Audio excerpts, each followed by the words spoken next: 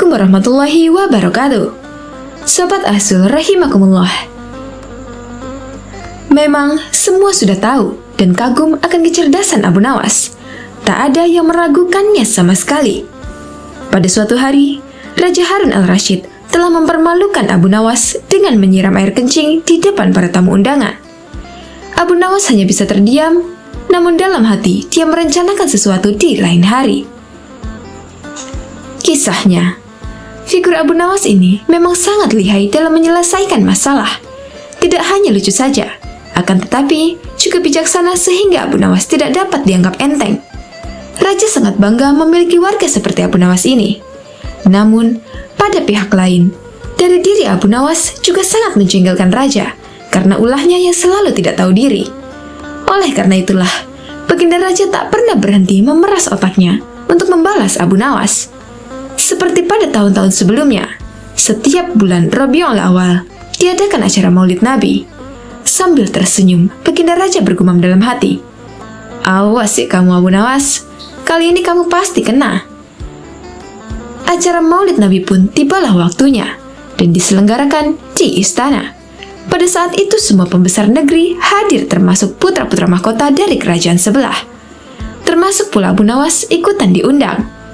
Dengan perintah Raja, semua yang hadir di acara Maulid Nabi tersebut dipersilahkan untuk berdiri dan kemudian disirami dengan air mawar yang menebarkan bau harum. Kecuali Abu Nawas, dia disiram dengan air kencing. Setelah disiram dengan air kencing tersebut, jadi sadarlah Abu Nawas kalau dirinya telah dipermalukan di depan para pembesar negeri. Dia bungkam 1000 bahasa dan hanya bisa bergumam dalam hati, "Baiklah, hari ini Paduka telah memberiku kuah tak sedap. Esok hari, aku akan membalasnya dengan isinya." Sejak saat itu, Abu Nawas tidak pernah menjejakkan kakinya di istana. Raja pun menjadi kangen karena kelucuannya saat bercerita.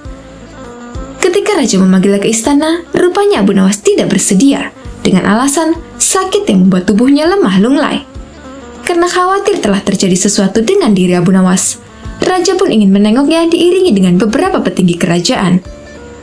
Pucuk dicinta ulang pun tiba. Begitu mendengar Raja menuju ke rumahnya, Abu Nawas yang sedang dalam keadaan segar bugar itu pun langsung memasang aksi. Matanya terpejam, badan tergeletak lemah lunglai.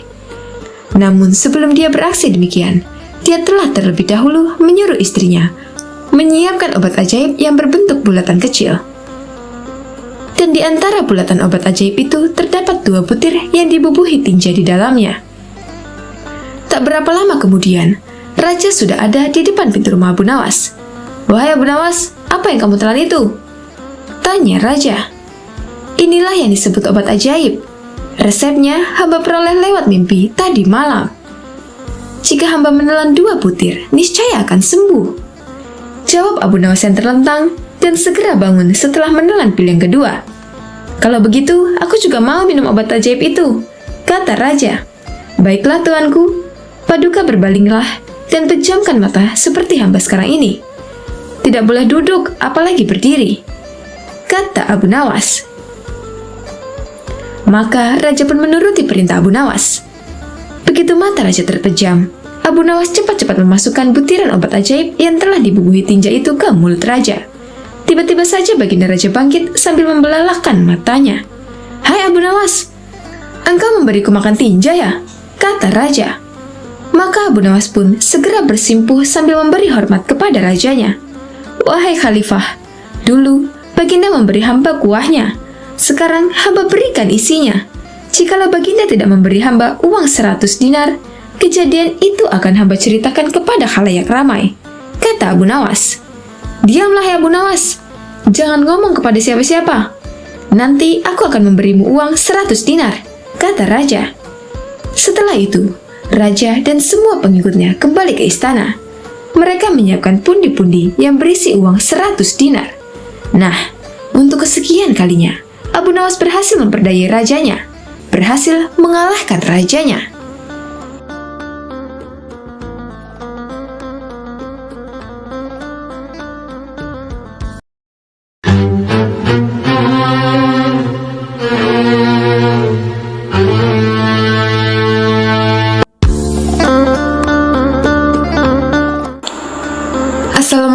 warahmatullahi wabarakatuh. Sobat Azul rahimakumullah. Hari itu puasa Ramadan menjelang hari ke-6. Seperti biasa, Abu Nawas duduk di beranda depan gubuknya sambil menunggu beduk maghrib tiba. Sambil memandang langit biru yang mulai nampak senja, Abu Nawas berpikir bagaimana agar dapur rumahnya tetap mengepul. Sementara itu, ada seorang tuan tanah yang rumahnya tak jauh dari rumah Abu Nawas. Sebagai tuan tanah, tentu saja mempunyai rumah yang besar, lengkap dengan seperangkat gudang makanan, lahan peternakan, dan kamar. Hampir setiap orang yang berada di daerah itu, bahkan Abu Nawas sendiri, bekerja dengan tuan tanah itu. Bekerja keras setiap hari, tetapi dengan hasil yang sedikit. Dan bila meminjam dengan dirinya, maka harus mengembalikan dengan bunga yang sangat tinggi. Tingkat penghisapannya sangatlah tinggi. Dan sebagaimana tuan tanah, dia mempunyai sifat yang pelit, kikir, tamak, dan loba. Tuan tanah ini mendengar kabar bahwa Abu Nawas mempunyai suatu kepandaian yang aneh. Bila dia meminjam sesuatu, maka akan dikembalikan secara lebih. Katanya pinjamannya itu dapat beranak. Seperti meminjam seekor ayam, maka ayam itu akan dikembalikan 2 karena ayam itu beranak. Menarik juga kepandaian Abu Nawas ini, pikir sang tuan tanah. Tuan tanah lalu berpikir agar Abu Nawas segera meminjam darinya. Secara kebetulan, sore itu Abu Nawas ingin meminjam 3 butir telur kepada tuan tanah itu. Tuan tanah tentu saja senang memberikan pinjaman kepada Abu Nawas, karena pinjaman itu akan menjadi banyak karena beranak. Malahan tuan tanah itu menanyakan kepada Abu Nawas apakah ingin meminjam yang lain. Abu Nawas menjawab tak perlu. Dia hanya butuh 3 butir telur. Tuan tanah itu bertanya lagi dengan Abu Nawas, kapan telur itu akan beranak? Abu Nawas menjawab, itu tergantung dengan keadaan. 5 hari kemudian, Abu Nawas kembali ke rumah tuan tanah itu, mengembalikan telur menjadi 5 butir. Melihat 5 butir telur, betapa senangnya tuan tanah itu. Tuan tanah lalu menanyakan kepada Abu Nawas, apakah dia akan meminjam lagi. Abu Nawas lalu meminjam piring tembikar sebanyak 2 buah. Tuan tanah itu memberikan dengan senang hati dan berharap piringnya itu menjadi lebih banyak. 5 hari kemudian, Abu Nawas datang dengan membawa 3 piring tembikar.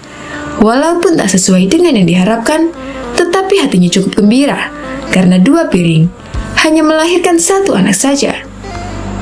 Tak apa pikir sang tuan tanah, karena bisa saja orang mempunyai anak tunggal, bahkan tak memiliki anak. Abu Nawas dan tuan tanah itu sama-sama senang. Maka dari itu, tuan tanah itu meminjamkan uang senilai 1.000 dinar. Jumlah yang sangat besar. Gaji buat seluruh karyawan dan pekerjanya selama 1 bulan. Tuan tanah itu berangan-angan bahwa uang yang dipinjam Abu Nawas nanti akan diapakan karena akan banyak beranak. Tuan tanah itu menanti dengan tak sabar. Ditunggu selama 5 hari, Abu Nawas tak kunjung datang. Hampir 1 bulan, Abu Nawas juga tak kunjung datang. Saat tuan tanah akan mendatangi rumah Abu Nawas dengan centengnya, Abu Nawas tiba-tiba datang. Mulanya, tuan tanah gembira. Tapi sesudah Abu Nawas menjelaskan persoalannya, bukan main marahnya tuan tanah itu. Sayang sekali tuan, uang yang saya pinjam itu bukannya beranak, malah 3 hari kemudian mati mendadak.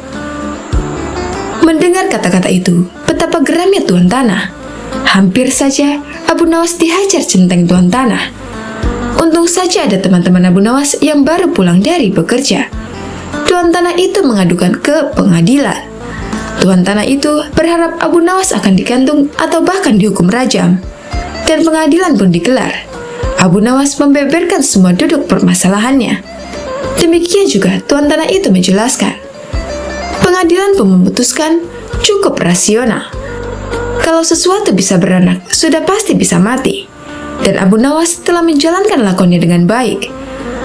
Adapun tuan tanah yang tamak itu telah tertipu karena wataknya sendiri yang kikir, tamak, dan pelit.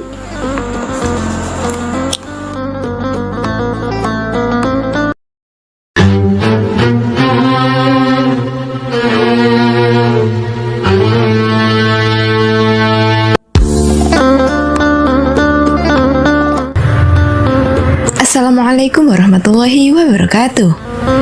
Sobat Azul rahimakumullah. Pada suatu hari, di kerajaan yang dipimpin oleh Raja Harun al-Rasyid, telah terjadi huru-hara.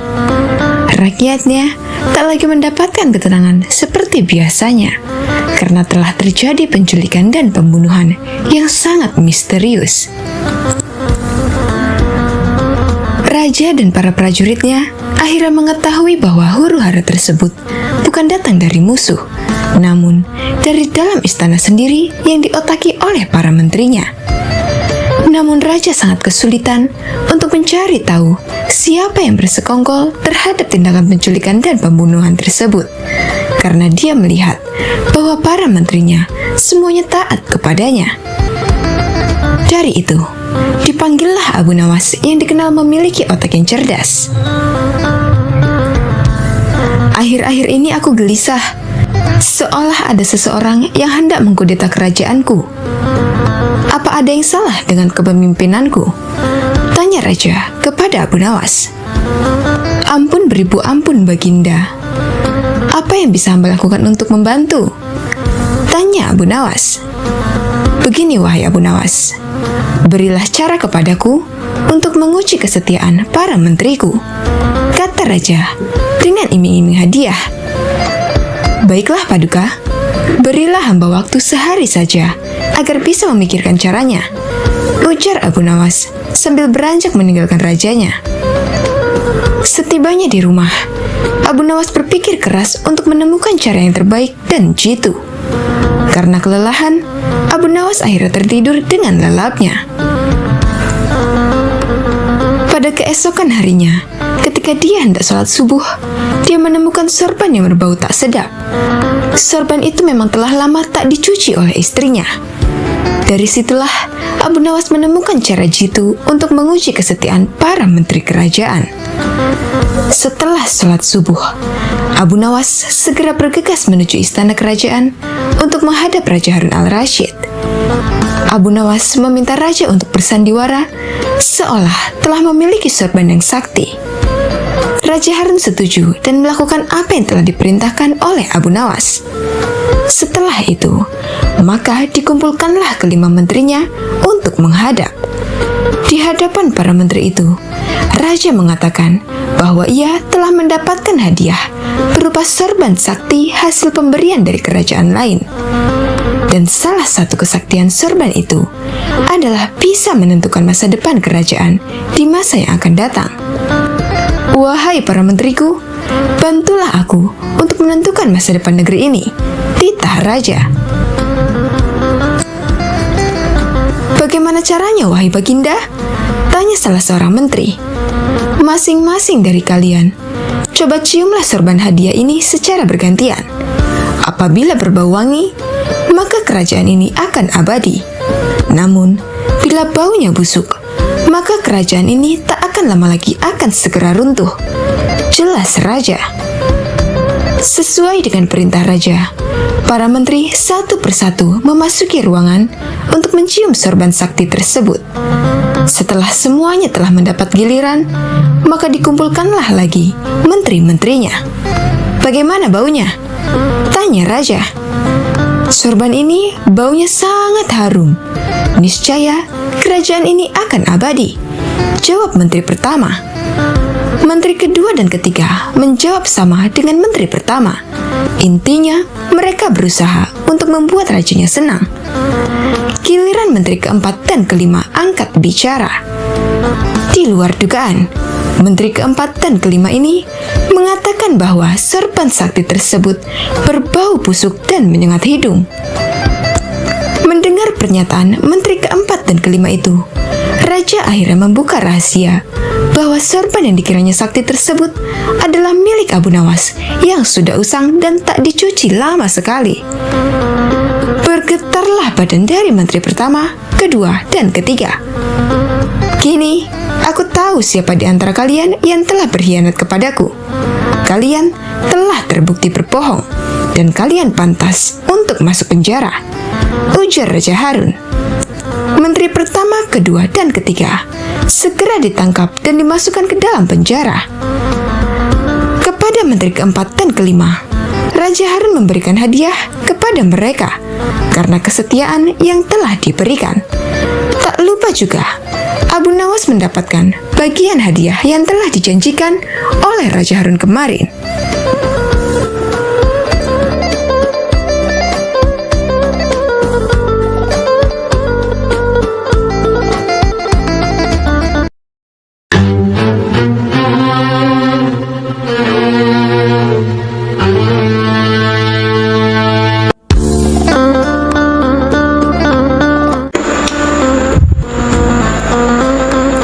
Assalamualaikum warahmatullahi wabarakatuh. Sobat Asul rahimakumullah. Suatu hari, Baginda Raja Harun al-Rasyid memerintahkan dua pengawalnya untuk menjemput Abu Nawas di rumahnya agar segera datang ke istana. Sesampainya Abu Nawas di istana, Baginda Raja Harun al-Rasyid kemudian berkata, "Hai Abu Nawas, sekarang juga kamu harus dapat mempersembahkan kepadaku seekor harimau berjenggot. Jika gagal, aku akan membunuhmu." Kata-kata itu merupakan perintah Sultan yang diucapkan dengan penuh tegas dan kegeraman. Dari bentuk mulutnya ketika mengucapkan kalimat itu, jelas betapa Sultan menaruh dendam kesumat kepada Abu Nawas yang telah berkali-kali mempermainkan dirinya dengan cara-cara yang sangat kurang ajar. Perintah itu merupakan cara Baginda untuk dapat membunuh Abu Nawas. "Ya Tuanku Syah Alam," jawab Abu Nawas, "semua perintah Paduka akan hamba laksanakan. Namun, untuk yang satu ini hamba mohon waktu 8 hari. "Baik," kata Baginda. Al-Kisah. Pulanglah Abu Nawas ke rumah. Agaknya ia sudah menangkap gelagat bahwa raja sangat marah kepadanya. Dicarinya akal supaya dapat mencelakakan diriku agar terbalas dendamnya, pikir Abu Nawas. Jadi, aku juga harus berhati-hati. Sesampainya di rumah, dipanggilnya 4 orang tukang kayu dan disuruhnya membuat kandang harimau. Hanya dalam waktu 3 hari, kandang itu pun siap. Kepada istrinya, ia berpesan agar menjamu orang yang berjenggot yang datang ke rumahnya. Apabila Adinda dengar Kakanda mengetuk pintu kelak, suruh dia masuk ke dalam kandang itu, kata Abu Nawas sambil menunjuk kandang tersebut. Ia kemudian bergegas pergi ke musola dengan membawa sajadah. "Baik," kata istrinya. "Hai Abu Nawas, tumben kamu sholat di sini?" bertanya imam dan penghulu musola itu. "Sebenarnya, saya mau menceritakan hal ini kepada orang lain. Tapi kalau tidak kepada Tuhan penghulu, kepada siapa lagi saya mengadu?" jawab Abu Nawas. "Tadi malam, saya ribut dengan istri saya. Itu sebabnya saya tidak mau pulang ke rumah." Pucuk dicinta, ulam tu tiba, pikir penghulu itu. Kubiarkan Abu Nawas tidur di sini dan aku pergi ke rumah Abu Nawas menemui istrinya. Sudah lama aku menaruh hati kepada perempuan cantik itu, ucap si penghulu dalam hatinya. "Hai Abu Nawas," kata si penghulu, "bolehkah aku menyelesaikan perselisihan dengan istrimu itu?" "Silahkan," jawab Abu Nawas. "Hamba sangat berterima kasih atas kebaikan hati Tuan." Maka pergilah penghulu itu ke rumah Abu Nawas dengan hati berbunga-bunga, dan dengan wajah berseri-seri diketuknya pintu rumah Abu Nawas. Begitu pintu dibuka, ia langsung mengambil istri Abu Nawas dan diajak duduk bersanding. "Hai Adinda, apa gunanya punya suami jahat dan melarat? Lagi pula, Abu Nawas hidupnya tak karuan. Lebih baik kamu jadi istriku.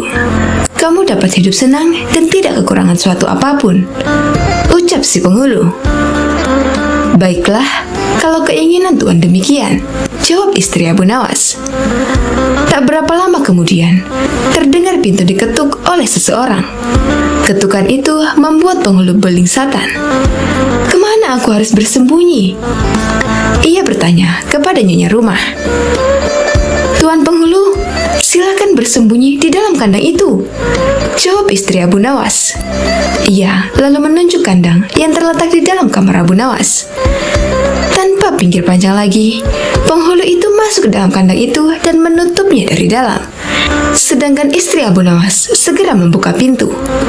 Abu Nawas pun masuk ke dalam rumah. "Hai Adinda, apa yang ada di dalam kandang itu?" tanya Abu Nawas. "Tidak ada apa-apa suamiku," jawab istrinya. "Apa putih-putih itu?" tanya Abu Nawas. Lalu dilihatnya penghulu itu gemetar karena malu dan ketakutan. Setelah 8 hari, Abu Nawas memanggil 8 kuli untuk memikul kandang itu ke istana. Di Baghdad, orang gempar ingin melihat harimau berjenggot. Seumur hidup, jangankan melihat, mendengar harimau berjenggot pun belum pernah. Kini Abu Nawas malah dapat seekor. Mereka terheran-heran akan kehebatan Abu Nawas. Tetapi, begitu dilihat penghulu di dalam kandang, mereka tidak bisa bilang apa-apa selain mengiring kandang itu sampai ke istana, hingga menjadi arak-arakan yang panjang. Si penghulu malu bukan main. Tak lama kemudian, sampailah iringan-iringan itu ke dalam istana. "Hai Abu Nawas, apa kabar?" kata Baginda Sultan. "Apa kamu sudah berhasil mendapatkan harimau berjenggot?" "Dengan berkat dan doa tuanku, alhamdulillah hamba berhasil," jawab Abu Nawas. Maka dibawalah kandang itu ke hadapan Baginda. Ketika Baginda hendak melihat harimau tersebut, si penghulu memalingkan mukanya ke arah lain dengan muka merah padam karena malu. Akan tetapi, kemanapun ia meloleh, ke situ pula Baginda memelototkan matanya. Tiba-tiba Baginda menggeleng-gelengkan kepala dengan takjub, sebab menurut penglihatan beliau, yang ada di dalam kandang itu adalah penghulu musola. Abu Nawas buru-buru menimpali, "Ya tuanku, itulah harimau berjenggot." Tapi Baginda tidak cepat tanggap. Beliau termenung sesaat, kenapa penghulu dikatakan harimau berjenggot? Tiba-tiba Baginda bergoyang ke kiri dan ke kanan, seperti orang berdoa. Oh penghulu, perlukah hamba memberitahukan kenapa hamba dapat menangkap harimau berjenggot ini di rumah hamba sendiri? Kata Abu Nawas. Iya, ujar Baginda sambil menoleh ke kandang itu dengan mata berapi-api. Kemudian, Abu Nawas menjelaskan apa yang sebenarnya terjadi. Ya, aku maklum sudah, kata Baginda. Bukan main murka Baginda kepada penghulu itu, sebab ia yang sangat semestinya menegakkan hukum, ia pula yang melanggarnya. Ia telah berkhianat. Baginda segera memerintahkan punggawa mengeluarkan penghulu dari kandang dan diarak keliling pasar setelah sebelumnya dicukur segi 4, agar diketahui oleh seluruh rakyat betapa aibnya orang yang berkhianat.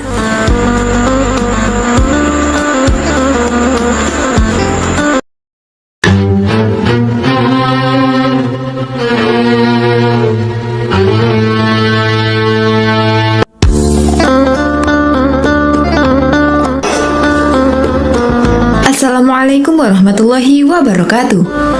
Sobat Asul rahimakumullah. Sultan Harun al-Rashid masyghul berat. Konon penyebabnya sudah 7 bulan Abu Nawas tidak menghadap ke istana. Akibatnya suasana Balairung jadi lengang sunyi senyap. Sejak dilarang datang ke istana, Abu Nawas memang benar-benar tidak pernah muncul di istana. Mungkin Abu Nawas marah kepadaku, pikir Sultan.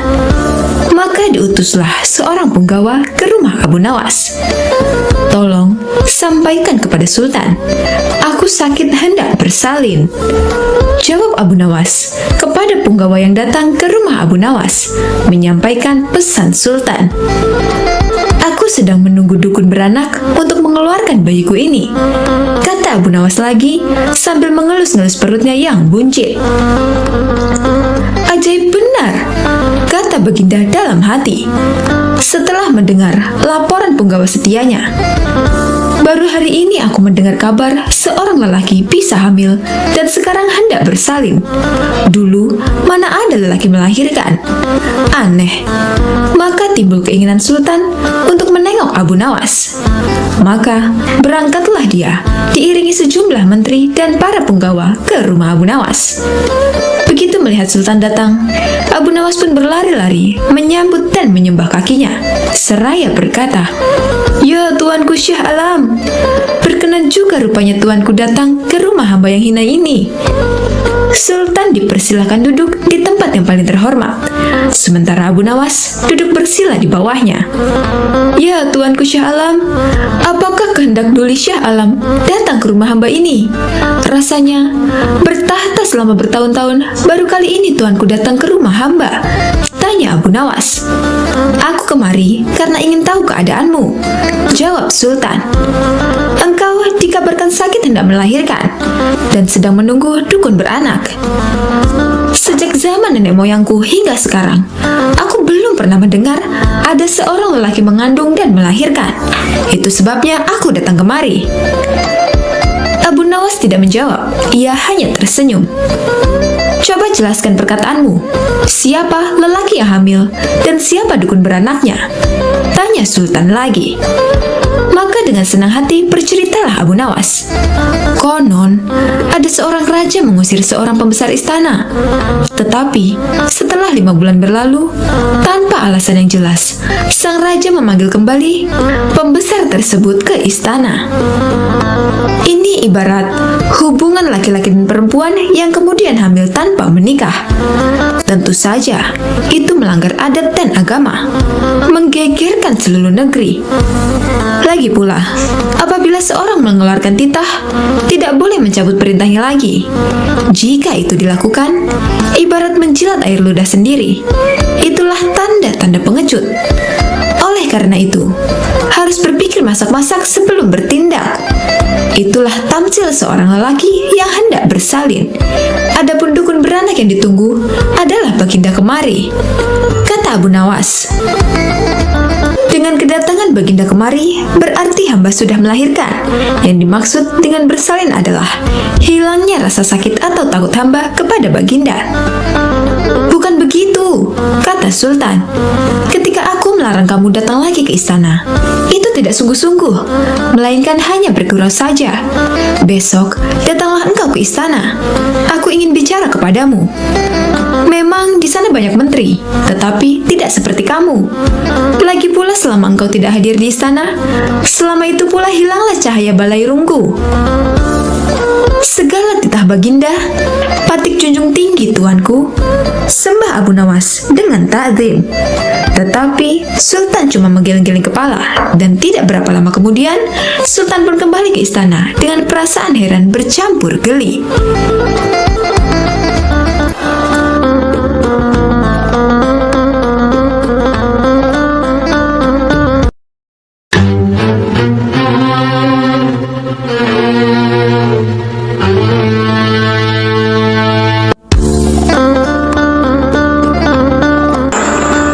Assalamualaikum warahmatullahi wabarakatuh.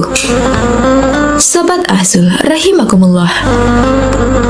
Pada suatu hari yang cerah, Raja Harun al-Rasyid mengalami kejenuhan dan berencana hendak pergi ke hutan yang terkenal akan keindahannya. Raja pun mengajak Abu Nawas sebagai pemandu dalam perjalanan tersebut. "Siap paduka Raja?" kata Abu Nawas. Rupanya Abu Nawas tidak keberatan dengan ajakan rajanya tersebut, dan berangkatlah mereka ke hutan dengan mengendarai keledai sambil bercengkrama di sepanjang perjalanan. Tanpa terasa, mereka sudah menempuh hampir separuh perjalanan, dan tibalah mereka di pertigaan jalan yang jauh dari rumah penduduk. Mereka berhenti karena ragu ke arah mana hutan yang dituju. Setahu mereka, kedua jalan itu memang benar menuju hutan yang mereka tuju. Hutan wisata yang berisi binatang-binatang buas. Abu Nawas pun angkat bicara. "Paduka, saya sarankan agar kita tidak usah meneruskan perjalanan." "Kenapa wahai Abu Nawas?" kata paduka raja. Hamba berkata demikian karena kalau kita salah pilih jalan, jangan-jangan kita tidak pernah kembali lagi. Bukankah akan lebih bijaksana kalau kita meninggalkan sesuatu yang meragukan? Jawab Abu Nawas. Dalam kebimbangan, anak buah Paduka Raja yang masih merupakan teman Abu Nawas berkata, "Aku pernah mendengar ada 2 orang kembar yang hidup di semak-semak sebelah sana," kata ajudan. "Apakah engkau mengenalnya?" tanya Abu Nawas. "Tidak juga. Mereka adalah si yang memiliki rupa sangat mirip. Yang satunya selalu berkata jujur, dan satunya selalu berkata bohong," jawab ajudan. "Baiklah, kita istirahat dulu. Nanti kita menuju ke rumah si kembar," kata Abu Nawas. Abu Nawas, Paduka Raja, dan prajuritnya kemudian beristirahat sejenak sambil makan. Seusai makan, mereka menuju ke rumah si kembar bersaudara itu. Setelah pintu diketuk, maka keluarlah salah satu dari mereka. "Maaf, aku sangat sibuk hari ini. Engkau hanya boleh mengajukan 1 pertanyaan saja, tidak lebih," kata dia. Abu Nawas pun mendekati salah satu si kembar yang beda sifat itu dan mulai menanyakan jalan yang menuju hutan yang indah dan berbisik. Dan salah satu si kembar itu pun menjawabnya dengan berbisik pula. Setelah itu Abu Nawas dan rombongan segera pamit untuk meneruskan perjalanan. "Paduka Raja, hutan yang kita tuju jalan sebelah kanan," kata Abu Nawas.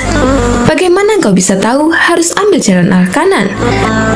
Sedangkan kita tidak tahu apakah orang yang kita tanya tadi orang yang selalu berkata benar atau berkata bohong," tanya Paduka Raja. "Wahai Paduka, orang yang aku tanyai tadi menunjukkan jalan sebelah kiri," kata Abu Nawas. Paduka Raja masih juga belum mengerti dengan perkataan Abu Nawas. "Apa maksudnya?" tanya Raja. "Karena orang itu menunjukkan jalan sebelah kiri," jawab Abu Nawas. "Coba jelaskan kepadaku," tanya Raja. "Tadi aku bertanya ke orang itu, apakah yang akan dikatakan saudaramu bila aku bertanya jalan mana yang menuju hutan yang indah? Dan dia menjawab sebelah kiri. Dengan pertanyaan itu, siapapun yang aku tanya, entah si kembar yang selalu berbohong maupun si kembar yang selalu berkata jujur, pasti akan menjawab sebelah kiri." Jawabannya, yang pertama, bila yang ditanya tadi adalah orang yang selalu berkata benar, jalan sebelah kiri. Karena ia tahu saudara kembarnya akan mengatakan jalan sebelah kiri, sebab ia tahu saudara kembarnya selalu berkata bohong. Yang kedua, bila yang ditanya tadi orang yang berkata bohong, jalan sebelah kiri. Karena ia tahu bahwa saudara kembarnya akan mengatakan jalan sebelah kiri, sebab saudaranya selalu berkata benar. Akhirnya, rombongan raja itu memilih jalan yang ditunjuk Abu Nawas. Tak lama kemudian, masuklah mereka ke dalam hutan yang memiliki pemandangan yang indah. Raja pun menjadi senang dan memberikan sebuah hadiah kepada Abu Nawas.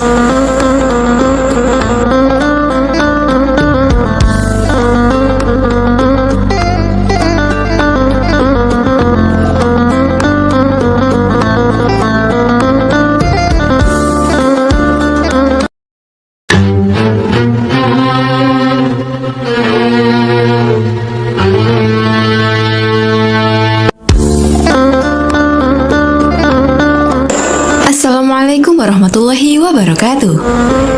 Sobat Azul rahimakumullah. Abu Nawas memang cerdik. Meskipun tak mempunyai kemampuan untuk melaksanakan titah sang raja, namun dia selalu berhasil melaksanakan tugasnya. Dan hadiah selalu menanti. Sungguh rezeki yang tak disangka. Suatu ketika, Abu Nawas diundang oleh Raja Harun al-Rashid untuk makan bersama. Maka berangkatlah para pengawal kerajaan untuk menjemput Abu Nawas di rumahnya. Tak berapa lama kemudian, Abu Nawas telah sampai di istana dengan pakaian sederhana. Abu Nawas langsung diajak berbincang di sebuah pendopo dengan berbagai jamuan makan lengkap dengan minuman yang segar. Melihat begitu banyaknya makanan, Abu Nawas pun sangat lahap menyantap makanan yang dihidangkan kepadanya. Sementara itu Raja masih meneruskan perbincangannya dengan Abu Nawas tentang kekuasaannya. Raja Harun bercerita kepada Abu Nawas terkait dengan luasnya wilayah yang telah dipimpinnya. Namun, Abu Nawas nampak tidak menggubris, malah dia sibuk dengan makanan yang tersaji di hadapannya. Tak lama kemudian, Raja mulai melontarkan berbagai pertanyaan kepada Abu Nawas. "Hai Abu Nawas, kalau setiap benda ada harganya, berapakah harga diriku ini?" tanya Raja. Abu Nawas yang masih dalam kondisi kekenyangan setelah makan menjawab sekenanya tanpa berpikir panjang. Hamba kira mungkin sekitar 100 dinar saja, Paduka," jawab Abu Nawas. "Terlalu sekali engkau, Abu Nawas. Harga sabukku saja 100 dinar," bentak Raja. "Tepat sekali, Paduka. Memang yang saya nilai dari diri Paduka hanya sebatas sabuk itu saja," ujar Abu Nawas. Karena merasa tak ingin dipermalukan oleh Abu Nawas karena kecerdikannya, kali ini Raja tidak mau lagi mengambil resiko dengan beradu pendapat padanya.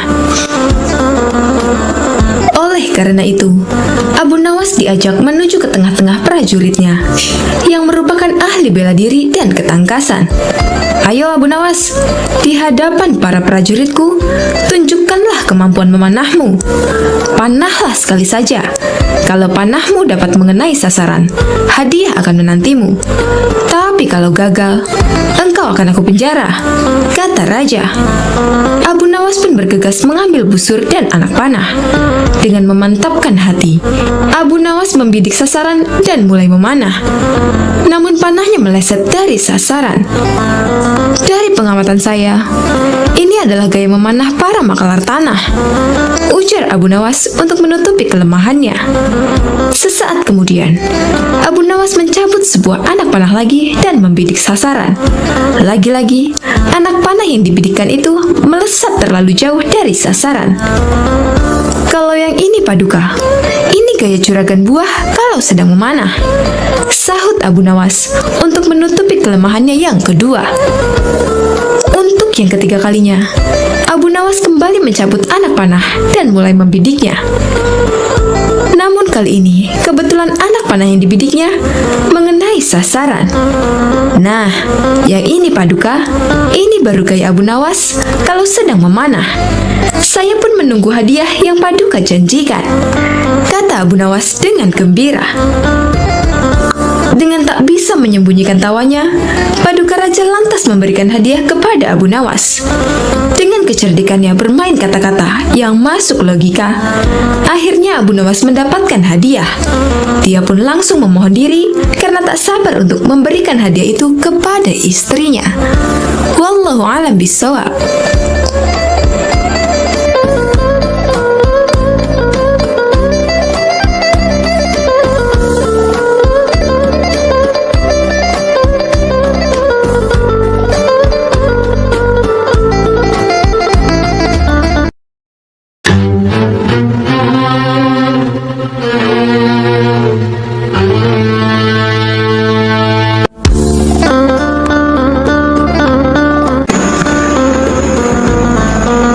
Assalamualaikum warahmatullahi wabarakatuh. Sobat Azul rahimakumullah. Abu Nawas mendengar baginda raja yang memiliki seorang menteri kepercayaan dan senantiasa mendampinginya. Menteri itu bernama Abu Jahal. Namun kepercayaan yang diberikan baginda raja sering dimanfaatkan oleh Abu Jahal untuk memperkaya dirinya. Terkadang dia meminta upeti kepada rakyat dengan mengatasnamakan baginda raja. Hal ini tentu saja membuat Abu Nawas sangat geram, tetapi tidak berani mengadukannya kepada baginda raja. Sebab dengan kedudukan yang dimiliki, Abu Jahal bisa saja memutarbalikkan fakta dan menuduh Abu Nawaslah pelakunya. Seiring berjalannya waktu, penasihat istana meninggal dunia. Baginda raja sangat kehilangan dan belum bisa menemukan penggantinya. Jadi untuk sementara waktu, jabatan penasihat istana masih kosong. Belum ada yang mendudukinya. Kesempatan ini segera dimanfaatkan Abu Jahal. Ia ingin sekali menduduki jabatan tersebut. Dengan begitu, ia bisa lebih leluasa memengaruhi baginda raja. Segala cara Abu Jahal lakukan. Di depan Baginda Raja, Abu Jahal terus mencari muka agar terpilih menjadi penasihat istana. Tapi sayangnya, ambisi Abu Jahal ini harus kandas di tengah jalan, karena tidak berapa lama, Baginda Raja justru memilih Abu Nawas untuk jadi penasihat istana.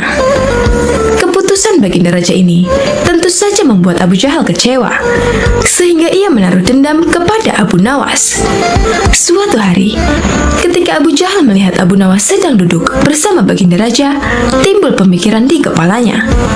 Seharusnya aku yang ada di tempat tersebut. Abu Nawas tidak pantas duduk di situ. Abu Nawas itu apa dia? Tidak mampu mengurus masalah kerajaan. Pantasnya dia jadi pelawak istana. Gerutu Abu Jahal dalam hatinya. Merasa kecewa dengan keputusan Baginda Raja, Abu Jahal lalu menyampaikan keberatannya. Pada suatu hari, saat Baginda Raja sedang duduk sendirian di singgasananya, Abu Jahal menghadap dan berkata, "Ampun Paduka yang mulia, hamba izin menghadap Baginda Raja."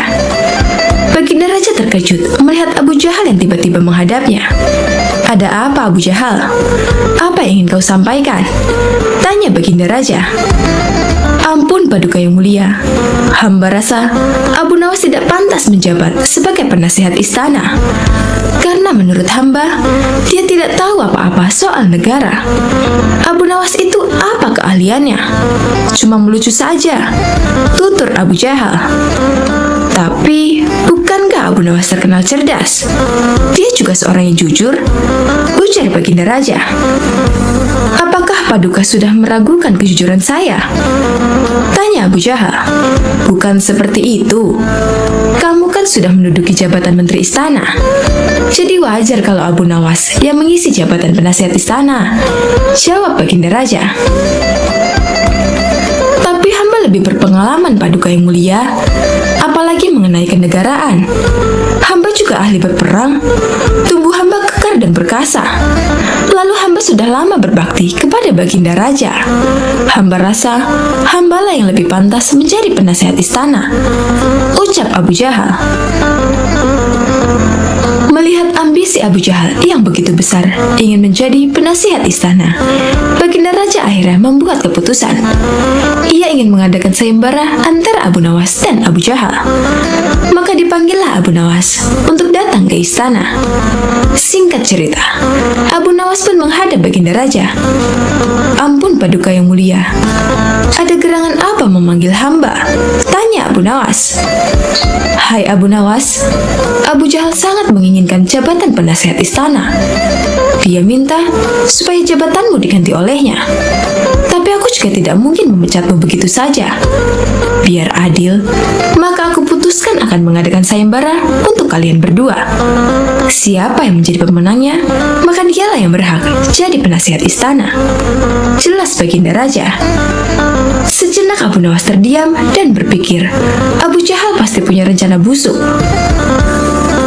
Jangan sampai dia jadi penasihat istana. Bisa-bisa rakyat makin miskin, tertindas oleh kelakuannya, pikir Abu Nawas. "Ampun Paduka yang mulia, kalau boleh tahu, sayembara apa yang hendak diberikan?" tanya Abu Nawas.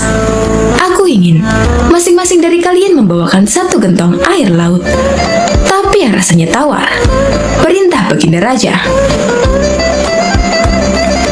Abu Nawas dan Abu Jahal langsung terkejut mendengar permintaan Baginda Raja yang aneh itu. "Sekarang pulanglah kalian berdua dan besok kembali ke sini dengan membawa air laut yang rasanya tawar," kata Baginda Raja. Sesampainya di rumah, Abu Nawas terus memikirkan dan mencari tahu keberadaan laut yang airnya tawar. Mana ada air laut yang rasanya tawar? Orang secerdik apapun tidak akan bisa melakukannya, pikir Abu Nawas. Sementara itu Abu Jahal mulai berbuat curang. Ia memasukkan air sumur ke gentong untuk dibawanya ke istana. Baginda Raja pasti percaya, meskipun aku berkata bohong, karena aku tahu aku adalah menterinya yang paling dipercaya, kata Abu Jahal dalam hatinya. Keesokan harinya, Abu Nawas dan Abu Jahal datang ke istana dengan membawa gentong masing-masing. Bagaimana? Apa kalian sudah mendapatkan airnya? Tanya Baginda Raja. Sudah, Paduka yang mulia, jawab Abu Jahal dan Abu Nawas serempak. Kemudian Abu Jahal maju lebih dulu, menyerahkan gentongnya. Ini Paduka, air laut permintaan Paduka, ucap Abu Jahal. Baginda Raja lalu mencicipi air yang dibawa Abu Jahal. Bagus, Abu Jahal, air ini rasanya tawar. Tapi benarkah ini berasal dari laut? Tanya Baginda Raja. Benar sekali, Paduka. Hamba sengaja mengambilnya dari laut yang tidak diketahui oleh banyak orang, jawab Abu Jahal penuh percaya diri. Sekarang tibalah giliran Abu Nawas menyerahkan gentong miliknya. Ketika Baginda Raja mencicipi air yang ada di gentong Abu Nawas, ia pun langsung berkata, "Hai Abu Nawas, kenapa rasanya masih asin dan getir? Yang aku minta, air laut yang rasanya tawar," ucap Baginda Raja. Ampun Paduka yang mulia, tapi memang begitulah rasa air laut, balas Abu Nawas. Baiklah, karena lomba ini dimenangkan Abu Jahal, tentu dia yang akan menjadi penasihat istana, tutur Baginda Raja. Mendengar itu, Abu Jahal sangat kegirangan, sudah tidak sabar ingin menduduki jabatan tersebut. Ternyata sangat mudah mengelabui Baginda Raja, pikir Abu Jahal. Tapi tiba-tiba Baginda Raja kembali berkata, "Hai Abu Jahal, di mana kamu menemukan laut yang airnya tawar? Antarkan aku ke sana sekarang. Aku ingin mandi di sana," titah Baginda Raja. Seketika wajah Abu Jahal menjadi pucat, tubuhnya lemas dan gemetaran. "Anu Paduka yang mulia, hamba kenapa? Kalau kamu tidak bisa membuktikannya, berarti kamu telah membohongiku," ucap Baginda Raja. "Ampun Paduka yang mulia, air yang hamba bawa memang bukan air laut, tapi air dari sumur," kata Abu Jahal ketakutan. "Kamu lancang Abu Jahal, kamu kira aku anak kecil yang mudah dikelabui? Karena kamu telah berani berbohong, maka sebagai hukumannya, kamu bukan hanya gagal jadi penasihat istana, tapi juga akan dipecat dari menteri. Kamu juga harus menjalani hukuman penjara," bentak Baginda Raja. Kemudian Baginda Raja memerintahkan beberapa pengawal untuk menangkap Abu Jahal dan memasukkannya ke penjara. Kini tinggallah Abu Nawas di hadapan Baginda Raja. "Hai Abu Nawas, bukankah kamu terkenal cerdik? Bisa saja kamu membohongiku, dan dengan kecerdikanmu itu, kamu tentu bisa menutupi kebohonganmu. Tapi kenapa kau tidak lakukan?" tanya Baginda Raja. "Ampun Paduka yang mulia, hamba memang cerdik, tapi hamba bukan pembohong. Secerdik apapun manusia, tidak akan ada yang bisa mengubah rasa air laut menjadi tawar," terang Abu Nawas. "Kamu benar Abu Nawas, itulah orang yang saya cari untuk menduduki jabatan sebagai penasihat istana, cerdik dan juga jujur," kata Baginda Raja tersenyum puas. Wallahu a'lam bishawab.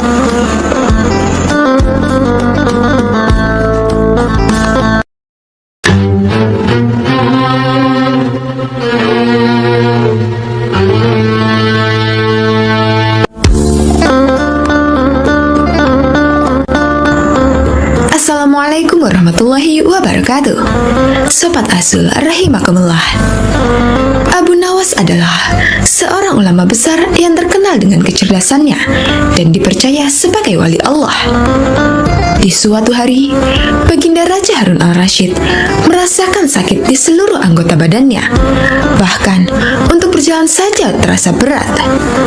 Akhirnya Baginda Raja memanggil tabib istana untuk mengobatinya.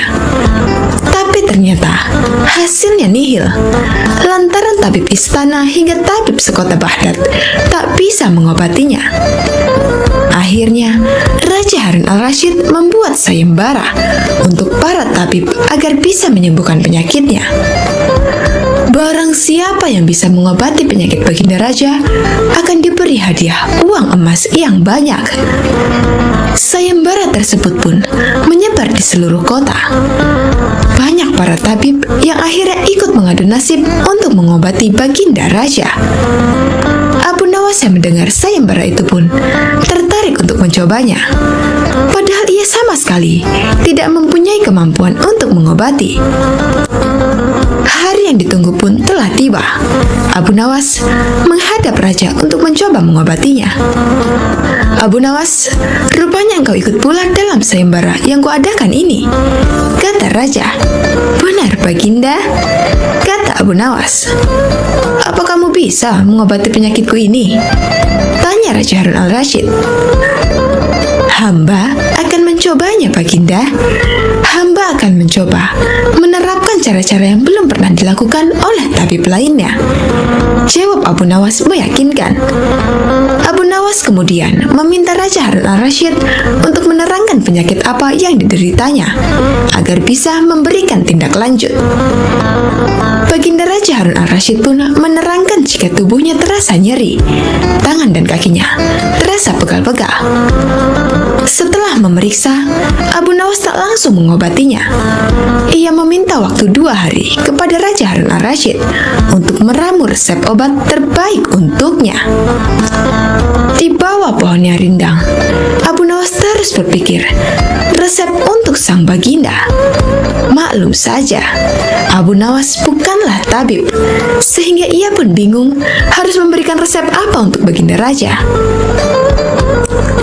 Sambil duduk dan berpikir, dari kejauhan ia melihat seorang kakek tua yang masih sibuk sendirian memetik buah-buahan di kebun kurma. Abu Nawas yang heran langsung mendekati kakek tersebut. Setelah bercakap-cakap dengan kakek tersebut, Abu Nawas mendapat jawaban. Kakek tersebut menjadikan aktivitas memetik buah sebagai kesibukan. Jika tak ada kesibukan tersebut, malah merasa badannya pegal-pegal. Dari pertemuan tersebut, akhirnya Abu Nawas menemukan penyebab sakitnya baginda raja. Esok harinya, Abu Nawas pun menghadap baginda Raja Harun al-Rasyid. "Hai Abu Nawas, belum 2 hari kau sudah menghadapku. Mana obat untukku?" tanya Raja Harun al-Rasyid. "Maafkan hamba, Baginda.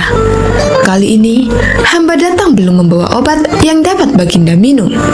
Sebab, obat yang bisa menyembuhkan Baginda hanya telur unta.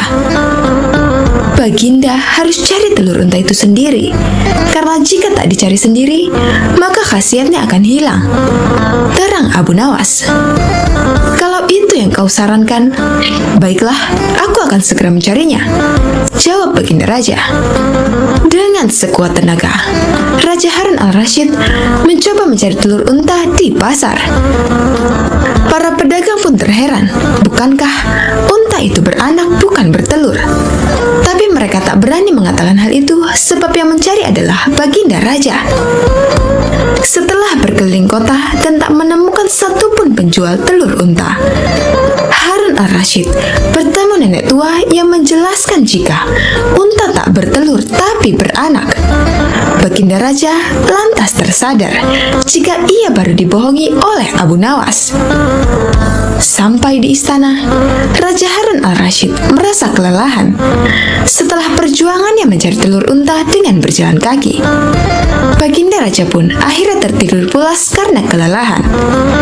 Esok harinya, baginda raja tampak segar bugar, dan anehnya sakit yang diderita hilang begitu saja. Ia lalu menyuruh para pengawal untuk meminta Abu Nawas segera menghadapnya. Tak lama kemudian, Abu Nawas pun menghadap. "Bagaimana Baginda? Apakah Baginda telah menemukan telur unta yang hamba ajukan?" tanya Abu Nawas setelah memberikan salam kedatangan. "Rupanya, engkau telah mempermainkanku ya?" jawab Baginda. "Apa yang Baginda maksud?" tanya Abu Nawas. "Engkau menyuruhku mencari telur unta, padahal unta tak bertelur, melainkan beranak," terang Raja Harun al-Rasyid. Abu Nawas kemudian menceritakan pertemuannya dengan kakek tua, hingga ia memperoleh hikmah bahwa anggota badan yang tak pernah digerakkan akan membuat orang sakit. Pengalaman itulah yang ingin diterapkan Abu Nawas kepada bagindanya, supaya baginda raja tidak hanya memerintah tetapi juga bergerak.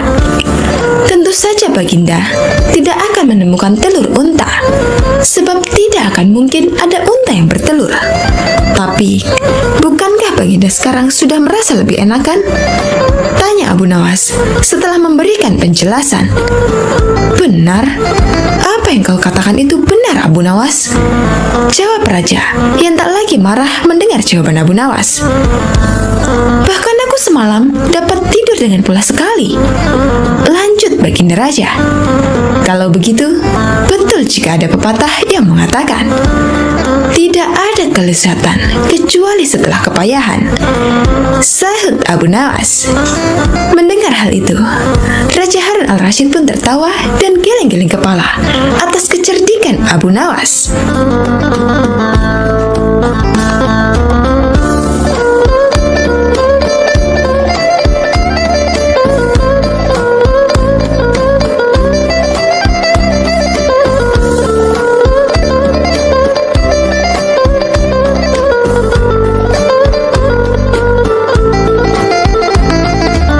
Sobat Azul, rahimakumullah. Ada berbagai macam cerita lucu dari Abu Nawas yang sering diceritakan ulang. Salah satunya adalah tentang berpuasa. Seperti dalam kisah kocak lainnya tentang sang pujangga, ada saja akal cerdik yang ia lakukan. Kali ini, dirinya yang tengah berpuasa hendak dikerjai oleh dua sahabatnya yang tidak berpuasa. Kira-kira, akal seperti apakah yang ia lakukan untuk menghadapi kedua sahabatnya itu? Daripada penasaran, langsung saja kita simak cerita lucu Abu Nawas tentang berpuasa. Alkisah. Pada suatu siang di bulan Ramadan, rumah Abu Nawas dikunjungi oleh kedua sahabatnya. Layaknya umat Islam lain, ia juga berpuasa. Namun tidak begitu dengan kedua temannya. Kedua sahabatnya itu datang ke rumah sang pujangga dengan tujuan untuk bersekongkol mengerjainya. Assalamualaikum, ucap kedua sahabat nyaris bersamaan. Abu Nawas, mengapa kamu di rumah saja? Ayo kita ngabuburit. Tanpa berpikir apa-apa, Abu Nawas mengiyakan ajakan mereka untuk mengisi waktu sembari menunggu berbuka puasa. Namun, siapa sangka kedua temannya itu justru mengajaknya pergi ke sebuah tempat makan. Karena kebaikan hatinya, sang pujangga Arab itu tidak protes sama sekali. Ia ikut saja masuk ke dalam tempat makan tersebut. Meskipun begitu, karena tengah berpuasa, ia bertekad tidak akan ikut makan. Untungnya, kedua temannya itu membeli makan untuk dibawa pulang, bukan makan di tempat. Rupanya, kedua temanku ini sangat menghormatiku yang sedang berpuasa. Meskipun tidak berpuasa, tapi mereka tidak makan langsung di tempat makan itu, melainkan membawa makanannya pulang, pikir Abu Nawas.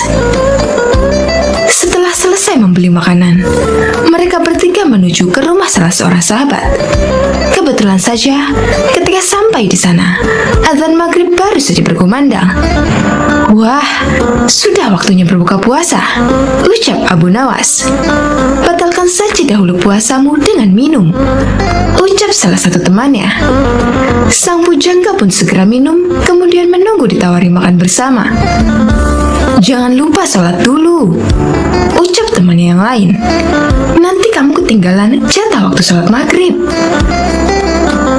Benar juga, jawab Abu Nawas. Ia kemudian mengambil air wudhu dan menjalankan ibadah sholat maghrib. Seusai sholat, ia kembali menemui kedua sahabatnya sambil berpikiran, kali ini akhirnya ia bisa makan. Mengapa kamu tidak mengaji Al-Quran? Tanya temannya. Mumpung perutmu masih kosong, lebih baik kamu mengaji dahulu. Takutnya, nanti kalau sudah kenyang, kamu jadi mengantuk. Lama-kelamaan, penyair dari Persia itu merasa jengkel. Ia merasa kalau kedua sahabatnya itu sedang mengerjainya. Meskipun begitu, ia tetap menurut dan mengaji Al-Quran. Kemudian, apakah setelah mengaji, akhirnya ia bisa makan? Tentu saja tidak. Abu Nawas, sekarang mari kita lompat tidur, ucap salah satu temannya. Esok pagi yang memiliki mimpi paling indah akan bisa memakan makanan ini. Bukannya mengajak makan, temannya itu justru mengajak lompat tidur. Tentu saja saat itu ia benar-benar sadar kalau ia sedang dikerjai oleh teman-temannya. Meskipun marah, tokoh yang hidup di abad ke-8 ini tetap menyanggupi perlombaan yang tidak masuk akal tersebut. Ia dan kedua sahabatnya tidur malam itu juga. Dan keesokan harinya, setelah bangun tidur, mereka pun kembali berkumpul untuk membicarakan mimpi yang mereka dapatkan semalam. Salah satu dari teman Abu Nawas memulai ceritanya. Semalam, aku bermimpi sangat indah sekali. Di dalam mimpi itu, aku memiliki rumah mewah, mobil mewah, uang yang banyak, dan pesawat pribadi. Hidupku pokoknya sangat sempurna. Teman yang lain menganggukkan kepalanya beberapa kali ketika mendengar cerita itu. Mimpimu memang indah, sahabat, ucapnya kemudian. Tapi egois sekali. Kalau aku semalam justru bermimpi kalau negeriku ini tidak punya hutang. Infrastrukturnya berkembang dengan baik. Jalan-jalan yang mulus, pelabuhan selalu lancar, ongkos transportasi murah, dan semua rakyatnya begitu sejahtera hingga aku tak bisa menemukan orang yang berhak menerima zakat. Mendengar cerita tentang mimpi tersebut, salah satu sahabat sampai terkagum-kagum. Mimpimu luar biasa sekali, sahabat, ucap salah satu sahabatnya. Bagaimana denganmu, Abu Nawas? Apakah mimpimu lebih luar biasa dari sahabat kita ini? Coba ceritakanlah kepada kami, wahai sahabat. Sayangnya, mimpiku hanya biasa saja, ucap sang pujangga memulai ceritanya. Semalam aku bermimpi dengan Nabi Daud alaihi salam. Kalian tentu tahu kan kalau Nabi Daud gemar berpuasa. Beliau seringkali berpuasa sehari, kemudian berbuka sehari setiap waktu. Kedua sahabat itu mengangguk-anggukkan kepalanya. Kemudian, semalam dalam mimpiku, Nabi Daud bertanya kepadaku, "Apakah engkau berpuasa, wahai Abu Nawas?" Tentu saja aku langsung menjawab iya. Kemudian beliau kembali bertanya, "Sudahkah engkau berbuka puasa, wahai Abu Nawas?" Dan aku hanya bisa menjawab belum. Kemudian Nabi Daud alaihissalam menyuruhku segera berbuka puasa. Saat itu juga, aku langsung bangun dari tidur dan mengambil makanan yang sudah kalian belikan kemarin sore. Kontan, kedua sahabat pun hanya bisa saling berpandangan. Salah satu dari mereka kemudian mengecek makanan yang mereka simpan di dalam lemari malam sebelumnya. Benar saja, semua makanan yang mereka simpan kemarin kini telah raib. Berarti semalam sang bujangga sungguh-sungguh memakan makanan itu. Kedua sahabat pun langsung menyesali perbuatan mereka kemarin. Siapa sangka, rupanya mereka tetap kalah cerdik dari akal temannya. Berniat mengerjai, justru akhirnya ganti dikerjai.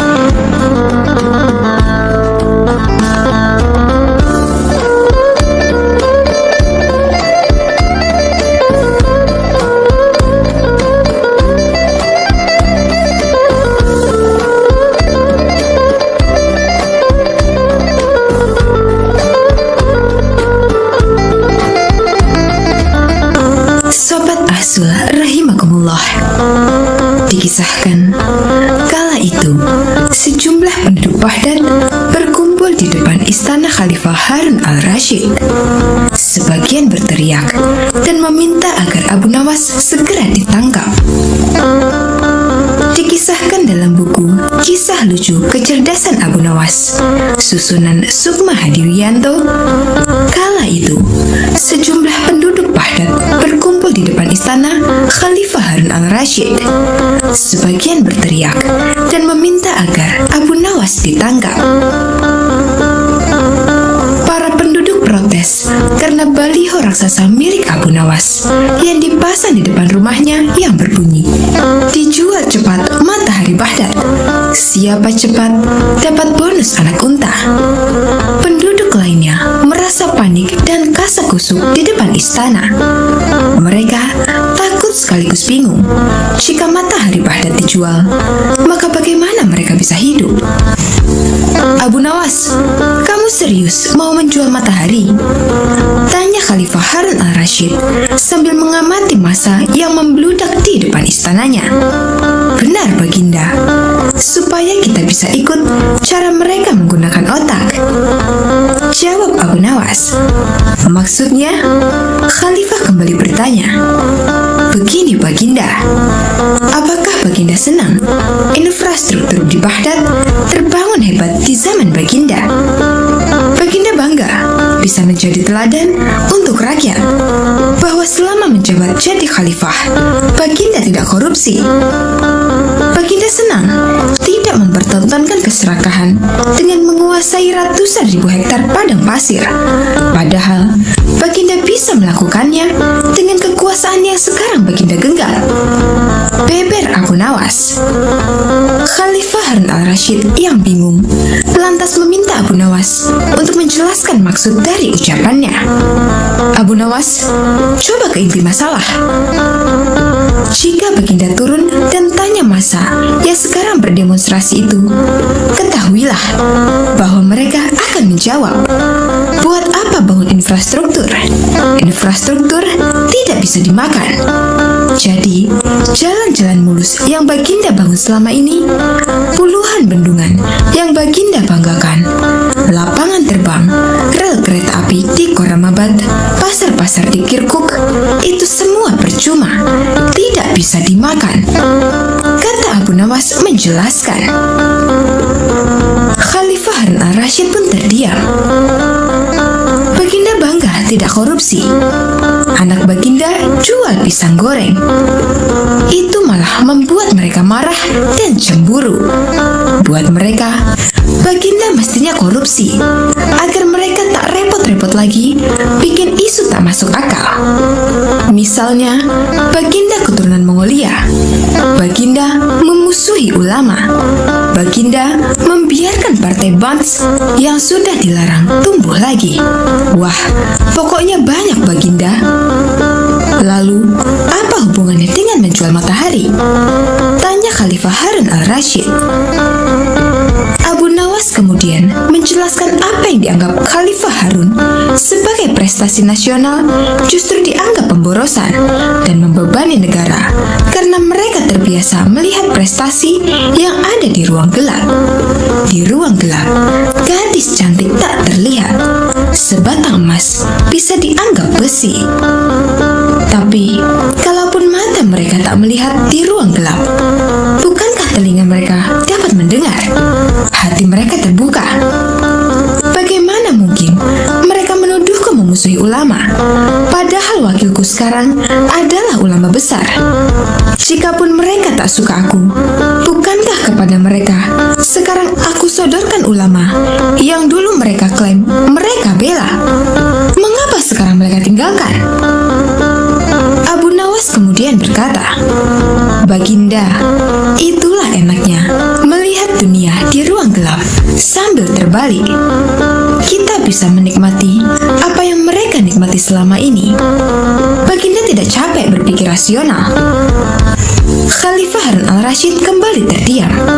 Abu Nawas lanjut menjelaskan, percayalah Baginda, hanya dengan melihat segala sesuatu di kegelapan, Baginda akan paham mengapa selama ini mereka melihat infrastruktur megah, pemerataan pembangunan di daerah tertinggal, semuanya sama sekali tidak berguna, karena tak bisa dimakan. Mohon jangan katakan, infrastruktur memang tak bisa dimakan. Tapi dengan infrastruktur, kita semakin mudah mencari makan. Itu cara berpikir rasional dan normal, Paduka. Massa di depan istana semakin membludak. Khalifah Harun al-Rashid masih terdiam. Ia lantas memberi isyarat membenarkan ucapan Abu Nawas. Jadi, boleh saya menjual matahari?